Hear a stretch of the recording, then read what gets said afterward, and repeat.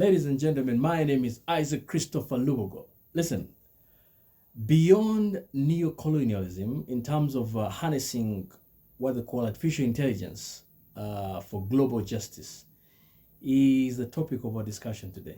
Ladies and gentlemen, today as we stand at the crossroads of a new era where technology and artificial intelligence are transforming the fabric of our society. The concentration of technology in terms of advancement, particularly in AI, in certain regions such as the US, for example, and China, has had a phenomenon, dispensation in terms of, breakthrough. And that has replicated in terms of we who are dependent on technology from some of those so-called developed worlds. And therefore, the challenge we have is some kind of neo-intellectual AI colonialism, because he who rules the internet rules everything in terms of influencing your desires, aspirations, and thought. And the characteristics of neo-intellectual AI colonialism would include things like digital imperialism, the dominancy of Western, tech companies, especially the American ones, in shaping the global digital landscape. For example, we'd have what we call knowledge monopolization, the concentration of AI in terms of research, development, and the application of a new phenomenon in terms of, limiting access to knowledge and opportunities for others. Now, we could also what they call cultural homogenization, the spread of Western values, norms, and perspectives through the digital, platforms, potentially threatening the local cultures and identities. And we could also have a challenge in terms of what they call economic dependency, the reliance of many countries on Western-dominated digital infrastructure, creating economic vulnerabilities.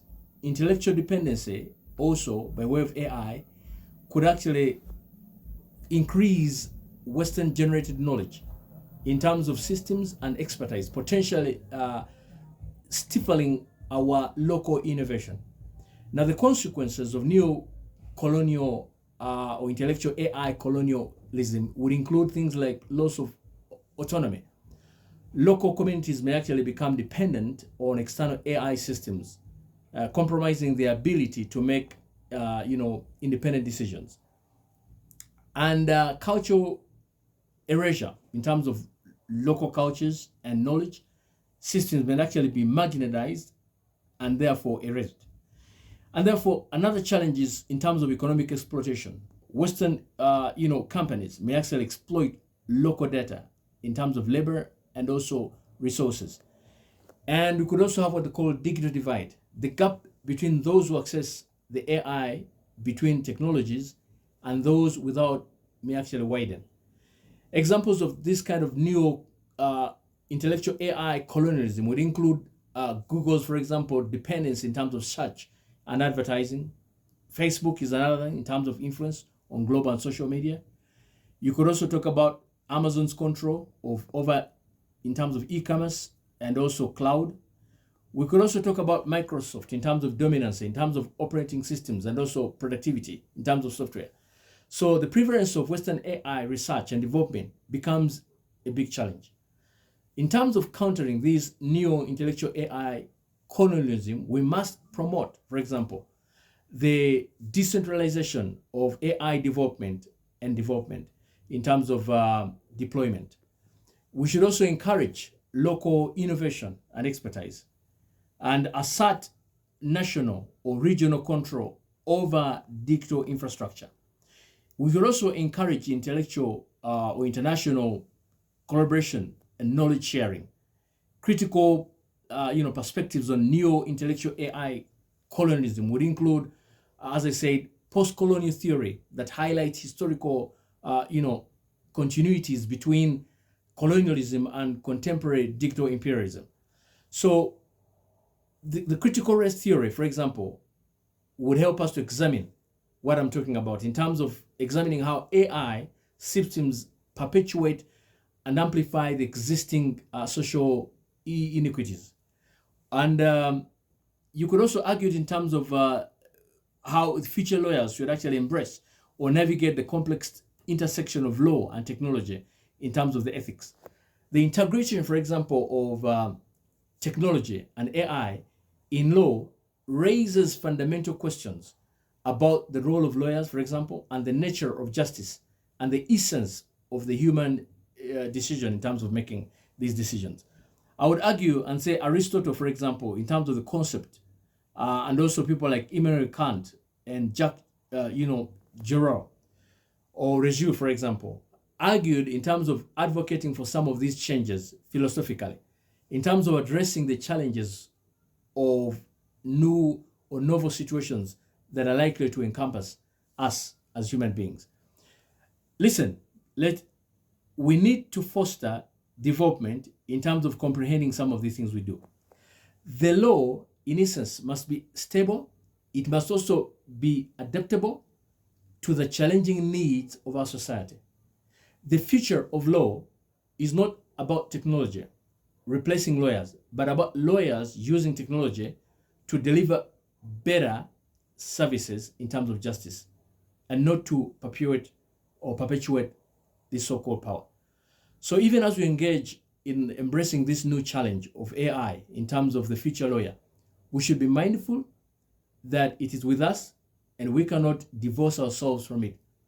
We should be mindful that it is intended to aid us rather than fighting it, rather than stigmatizing it, rather than using it as a tool to the detriment of selfish ends. We should comprehend it as something that we should use. Think about the time, for example, when your great-grandmother or grandfather, for that sake, didn't ever think that they could have a mobile phone. If they come up with a mobile phone today, would they say, no, that's bad? Would they say that's not good? Or would they embrace it as a tool to advocate or advance, amenities that would ensure sustainability of the human race? So even as we engage in AI, we, whether lawyers or any other discipline for that purpose, should look at it as a tool, as an aid, rather than fighting it or even, belittling it. I see in the academia, for example, where lecturers, for example, or even professors are fighting it. When students use, for example, ChatGPT, they feel it is offending them. I know about academic pluralism in terms of plagiarism or whatever, but you use it as a tool to comprehend that advancement. And you the old guards, should embrace technology and use it to harness the giftings. In other words, it's time to catch up with the world as we know it today. If we don't catch up with the world will leave us. Some of you are probably aware of the challenges of the race, the superpower race between, for example, the US and Russia, for example. It's argued that the Soviet Union maintained a hold on old technology, and the US was constantly coming up with new inventions. And perhaps that's how they took it up. China, on the other hand, is competing. And these are the things we're talking about. The moment you lay behind and you say, this is a threat, you lose out. I think it's time to embrace technology as we know it, use it for the betterment of our lives, create amenities, create standards, so that we can have safeguards that can protect the use of AI for the lawyer or for any other discipline for that purpose. Many of the things that we're doing today, even without knowing, actually use AI. Talk about algorithmics, for example, in terms of the arguments of how interpretation of machines, for example, basic simple tools like microwaves, television sets, for example, radios, basic simple, all have an element of AI in them. And the point is, we cannot hide away from that. We have to embrace it because that's where the future is. Once again, God bless you and thank you for your attention.